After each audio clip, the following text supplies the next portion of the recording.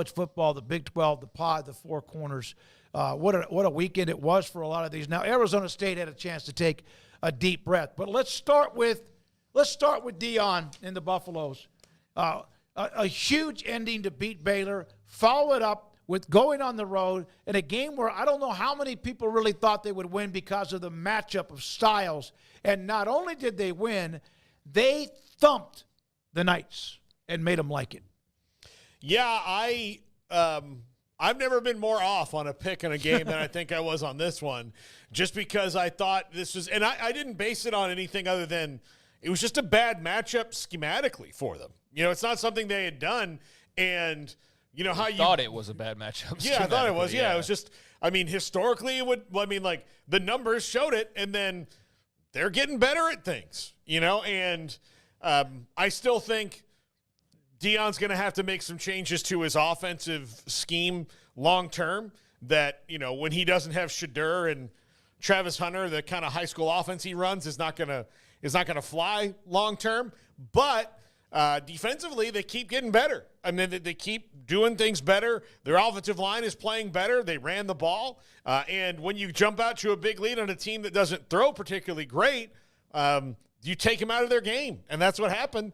They took UCF out of their game, and, bad matchup be damned. They dominated.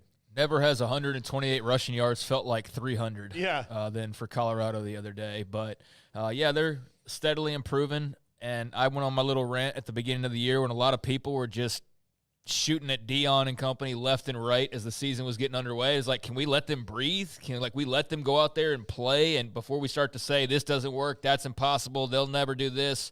So there's a lot of people eating crow. Now, there's a long way to go. They still have to win a couple more games to get bowl eligible, but I think that they'll be able to do that, and that's a step up from where they were a year ago. And I think just the big question for Colorado is, like, how invested can you feel like you're able to get? Because you're always going to have that question, like when Matt Rule was at Baylor, of like, yeah, but when's he leaving? But when's he leaving? And with this year with Shedeur and Travis Hunter going to the NFL draft, inevitably, that question is really going to grow into something bigger. But in the meantime, they're on a really fun ride right now. Really should have lost that Baylor game and found a way to win it, made some crucial plays down the stretch. Their opponent didn't, and they got that huge win, and that's the type of win that you get, and it sends you into a magical type of a season as opposed to just another type of a season similar to last year's. Like, that might have just given them that kick, that one win that turns this thing up to 10 and gives them a confidence of being able to be more than just Shedeur and Travis Hunter all the time. And you're seeing that start to play out on defense. And I'm not all sold the running games, anywhere near fixed right now, but they definitely exposed UCF's weaknesses. Yeah, they did that, and they showed everybody else kind of where UCF sits, if anything. But, yeah, life's good in Boulder right now. There's big long-term questions, obviously, but we'll cross that bridge when we get there. And, if they keep winning, then that'll be an even more interesting thing, because if they go win like 9 games, well, then – the coaching carousel is going to be interesting, because then all these people like, well, Deion's just all flash and no substance. Can be like, well, shoot, he just won 9 games in Colorado. Like, so that's going to be fascinating, but that's down the road. They're right in the thick of things, though. They just got to keep getting better. They beat the hell out of UCF. They have the week to be able to kind of decompress and not get ahead of themselves. The win against Baylor gave them some gasoline. They still would have shown up on who they are, but it gave them some gasoline. And then now they have the bye week, and they get to host Kansas State. Yeah, and like Brandon Marcello was saying, and I agree with him, like, you got to let the hype not get too crazy, because in 2 weeks it could get absolutely obliterated. I know that's not going to stop people from running with the 4-1 start. It's very promising. They look better.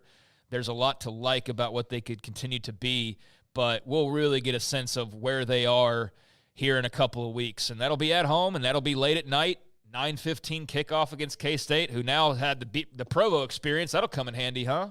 Having done that here recently. But, yeah, that game will be a big tell on just how much gasoline to pour on this burgeoning good kind of fire for Colorado football. All right, so there we go with the Buffaloes, and I think it's pretty cool with Deion. I've said that I don't mind him at all.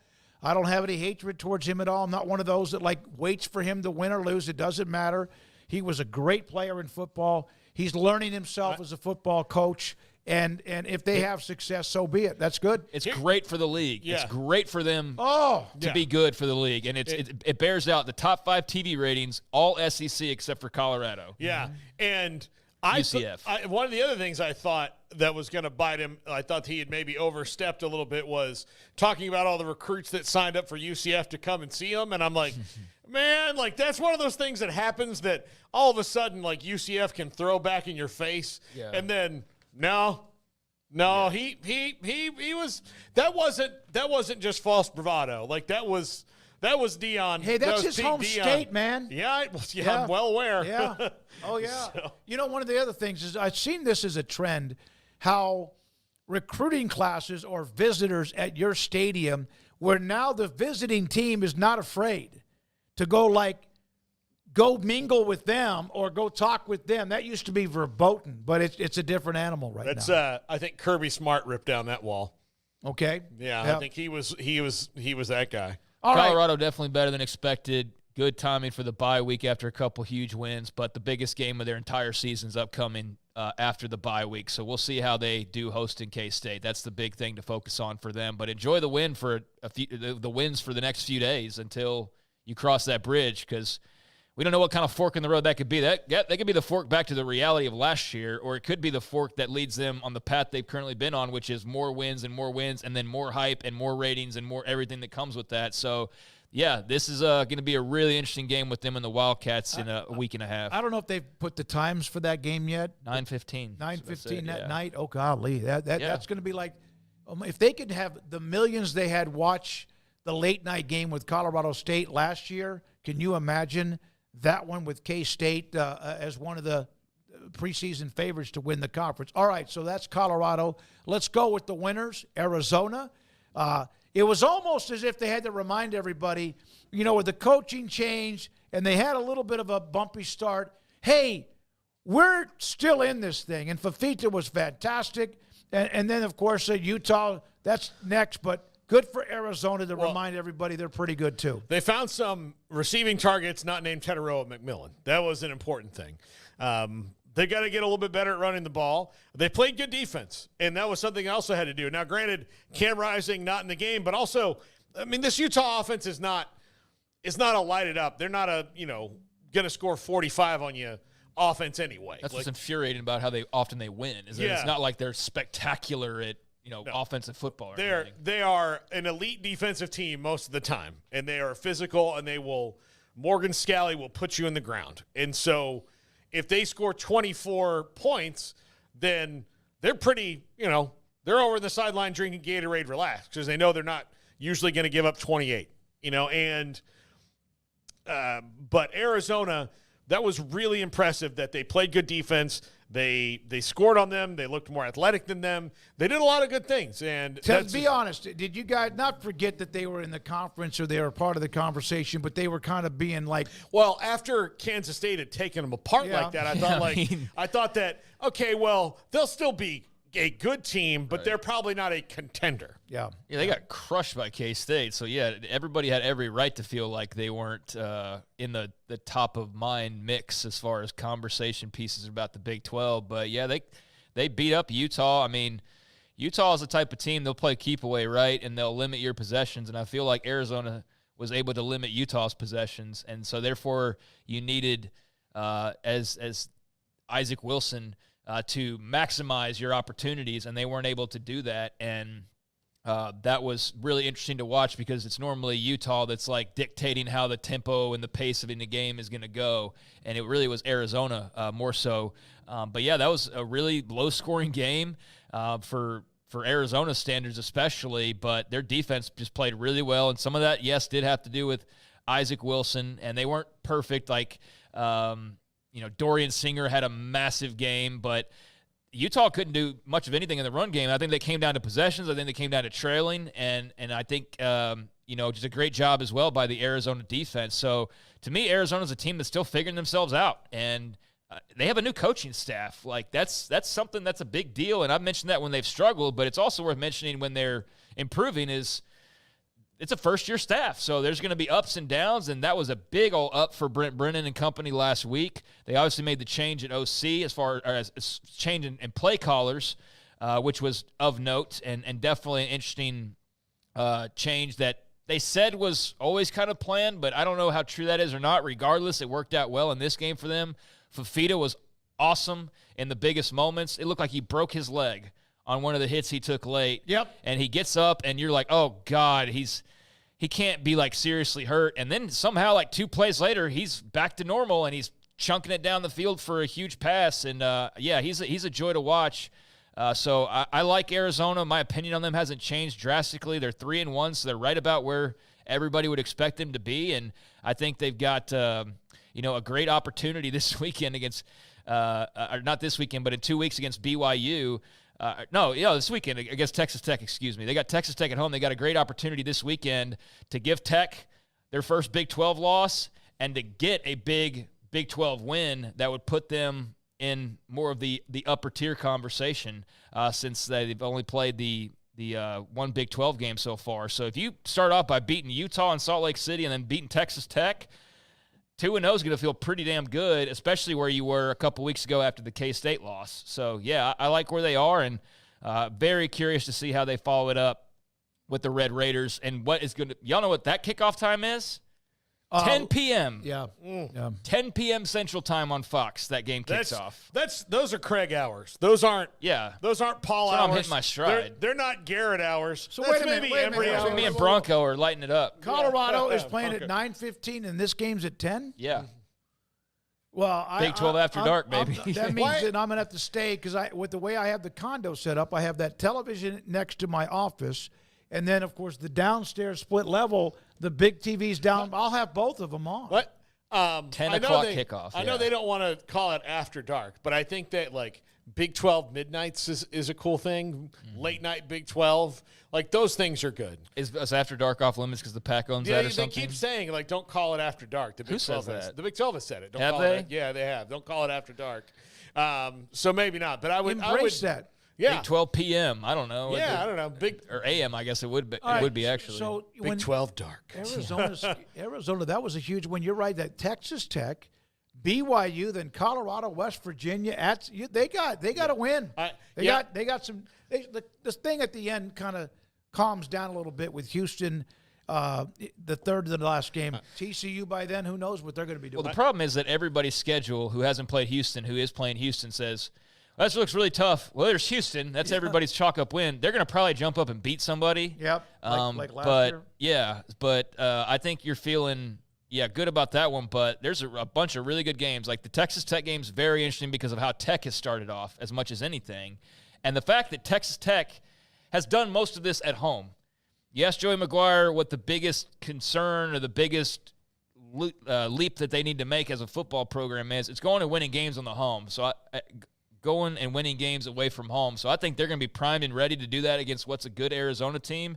And Arizona, like I said, after beating Utah, could grab themselves another big win and feel really good about the start to conference play. All right. I have one other term I'd like that college football needs to adopt. Are you trying to do a filibuster on this segment? No, I'm not. I don't like that they called the 2-minute timeout and not the warning, and I think their reasons are bullcrap. It's not a warning, it's a timeout. Yeah, they're totally trying to twist that. It's a 2-minute warning. Just call it what it is. And by the way, I'm still going to call it Big 12 After Dark. I don't give a damn what the conference says. That's what it is, and everybody understands that. But, yeah, I know what you mean. They're trying to twist the language. Everybody knows what it is. It's a 2-minute warning. But it's not a warning. It's a timeout. Did they ever Shut up. Why they don't want it? There's a microphone. Did they ever say? Because it's a timeout. That's what they say. It's not a warning. Like, well, no, but I mean, the warning sounds cooler. Why, they should have just done it at like Bronco. Yeah. Yeah, like Bronco. Okay, now we've done the Buffaloes and also Arizona with their big wins. The other team that licked their wounds, Utah. I've seen interviews. Our friend Josh Furlong, who covers Utah for KSL, asked a question to Whittingham, I believe it was yesterday, about, listen, I know you can't do anything about it, neither can Cam as far as the injury, but, I mean, it was basically asking, is this just becoming a distraction? And Whittingham, of course, answered it. He goes, what are we going to do? I mean, if he could play, he would play. Do you think it's a distraction? I think it's just a big old headache. Like, I think it's just, I don't know if it's a distraction. I think it's just a big annoyance at this point that this guy's never seemingly available and that you have to play the yo-yo game on his availability all the way up till game time every single week. Like, how would that not be annoying? How would that not be frustrating for him, for the fans, to just always be in limbo on the status of your starting quarterback? And it's not like this is a new thing. This is going back to last year. This has gone on for over a year now at this point. So hopefully he's back, ready to roll. That was shocking to see them get beat the way that they did. But at the same time, not shocking when you think about the familiarity that Arizona had. And still, going into Salt Lake City and winning was surprising. But I think we should probably, when we get these Pac-12 versus Pac-12 matchups, realize, like, oh, this isn't as crazy as, like, it's the first time ever for K-State going to Provo at night. Arizona's gone to Salt Lake City a few times. Like, they knew the deal. So I didn't bake that in and probably will moving forward. But, yeah, that was a rude awakening for Utah, who finally got bit by what most teams would have been bit by already, which is having your starting quarterback not available. And so Isaac Wilson not able to save the day, and that's going to happen with a young quarterback. He'll be better for it in the long run. I still think they're a very good team, but I just think they ran into a team that played great defense and made it look like you had a young quarterback who's not the seventh-year senior star in Cam Rising, and you wondered how long they were going to be able to get away with. It's like Texas playing without, Quinn Ewers. Like, they got Arch Manning, so it's not like Isaac Wilson, but is Arch Manning, how long can Arch Manning carry them before they need Quinn Ewers, right? It was like, how long can Utah roll through here before, like, they need Cam Rising, because that's when they're at their best. So they weren't able to make it one more week. And now it's all about, is he back? Is he ready to go? And can he stay healthy? But you love other parts about that team. The defense is still really good. They've got a lot of fun offensive weapons, but give Arizona a lot of credit for going in there and making life hell for Isaac Wilson and playing really well. Kyle Visser, it's crazy, though. It's just been like, are we still talking about Cam Rising, his availability? And I'm sure he would play if he could. That's the worst part. No question he would. Kyle Visser, a 2-minute warning to me is when I give my wife, when I'm ready to leave a party, my in-laws, or the store. There you go. Yeah. Right on. It's the other way around for me. Oh, my God. It's the other way around for me. I'm the one, I'm more social than Amanda is. I know that doesn't surprise you. That doesn't surprise. That's not breaking news. It's kind of like the ratings. I'm more social than she is. She would Irish goodbye everybody in the party. Sure, yeah. Which is fine. Like, it's fine. I've started to do that occasionally too. It's not a bad feeling. I don't feel guilty about it, but yeah, somebody said, I thought Kyle initially, when he first started writing that up, I thought he was going somewhere else with that. By the way, just saw this. Arizona announces the Colorado game is sold out. That's coming up on October. That's a couple weeks from, or 2.5 weeks from now. That's their homecoming game. So that'll be a big one, especially if both those teams can keep on winning. But, yeah, as we're in this Four Corners pod, there's a four-corner matchup that just got sold out in Tucson, Arizona, so that's cool. That's good. Man, I tell you what, you're right, though, with Colorado's popularity, even if they were 1-4, but if they can sustain that, what it means with wins in the TV column, the network column, and also for future reference maybe, depending on whatever conferences remain together. Now, we've mentioned Colorado. We've mentioned Arizona. I mentioned Cam Rising in Utah. They had to lick their wounds. That's a home game. They beat up Baylor in a non-conference game. They went to Oklahoma State and Stillwater, beat them up, and they got beat up. And that doesn't mean they got thrashed. They can't come back from it, but that was a little bit of a wound to the ego. Yeah, I just did like 3 straight minutes on it talking about, like I've said my piece on Utah. Like they lasted as long as they could last, and finally not having Cam Rising came back to haunt you, and it finally caught up to them. That was my whole comparison with Texas. Like, how long can you keep winning with Arch Manning before you need Quinn Ewers back?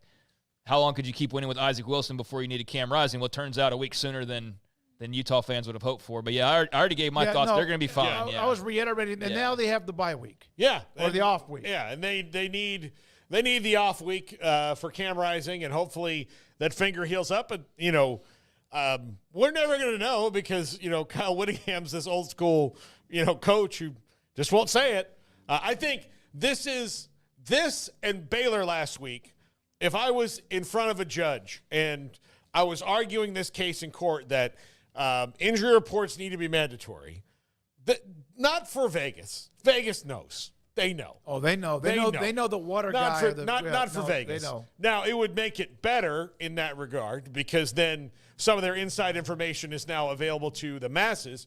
But, Baylor last week, we didn't know until after kickoff that eight key players were going to be out of the game. Mm-hmm. And if you're watching that game in the stands, you're not on your phone and you're watching them fall behind 21-0, and then you kind of start looking around and going, hey, where are these guys? Did he bench them? Like, why are they not? What's going on? This lineup sucks.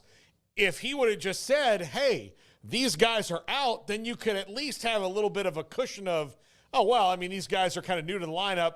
No wonder it's going on. But instead, 8 guys are not playing. And I'm going to give you my take on that. We found out 8 guys weren't playing. And they're like Jack and Emery are on the field. I also thought the timing of some of those tweets were almost like an excuse for getting their ass kicked by BYU. But even still, like, if you say it beforehand, no, I get what you're saying. It's better for you. Yeah, I get what I saw a couple of tweets. Well, we're playing without 7 guys or 8 guys. Okay, all right. Yeah, Craig. So Arizona State. Oh, we haven't got to them yet. Yeah. Yeah, you're terrible at this. No, I'm mentioning Utah. I'm just saying that Utah. All right, let's go to Arizona We've State. talked enough about Cam Rising. Like Yeah. we've covered every facet of Cam Rising. Like he's either going to be available or he's not. We'll see how it works out. I'm over talking about his availability. Like, it is what it is at this point. Kyle Whittingham's not going to change for gamblers in Las Vegas. If he's good to go, then Utah is a much better team. If he's not, then there's probably more losses on the schedule. Arizona State had the off week. Lost to Tech the week before, and it was a pretty competitive game, fun game to watch. Kansas in Sun Devil Stadium in Tempe, Arizona this weekend.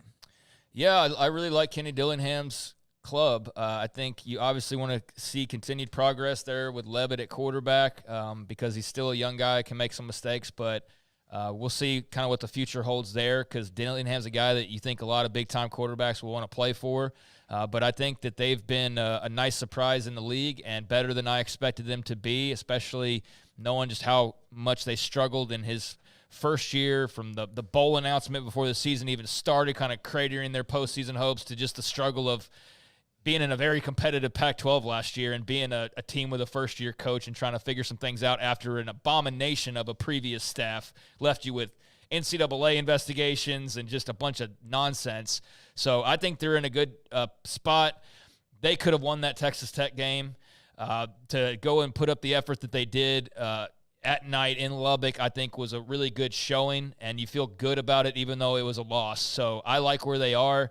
I think they have a good opportunity in a lot of the games remaining, and this bye week comes at a good time. There's going to be 2 for everybody, but this first one, you just kind of, all right, reset, go self-scout, and see where you can improve. And when they come back, or come back off of why do I think they had a bye week? They're playing Kansas this weekend. I don't know why I thought that, but yeah, I think it feels like most teams that play Kansas. It does, man. I don't know why I thought that, but for some reason I did. So, anyways, I think that was a really good showing against Texas Tech. I think that they're better, even though they lost, and I think that they should handle Kansas at home, not like blow them out, but I think they should win this game based on what we've seen from both teams so far. All right, so the Sun Devils have a chance to take a deep breath and prepare for KU coming up, and the next week they are home against Utah. So they had the bye week 2 weeks ago is what I was thinking. They had it before the Texas Tech game, I believe, is when they had their bye week. No.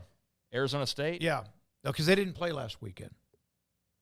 So then it was last week it was the bye week. Yeah. Yeah. Okay. Okay. No, that's what I'm saying. They're coming off the bye week. They play KU and Utah back-to-back home games and had a chance to kind of decompress and set the reset button. Yeah, my timeline's just all screwed up. You know, both of you are terrible at this. I try to keep this show on. Look, here's the deal. We've learned from the veteran.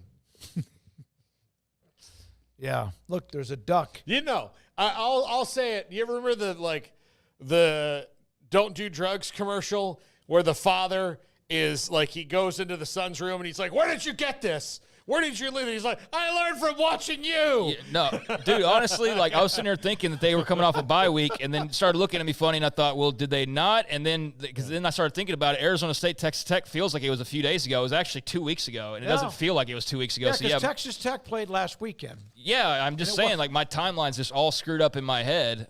So, yeah, I think that they improved off the bye week, got the self-scout like I was saying earlier, and then I doubted myself. But they're in good shape. All right, so there we are with those 4 schools, the 4 corner schools. Tomorrow.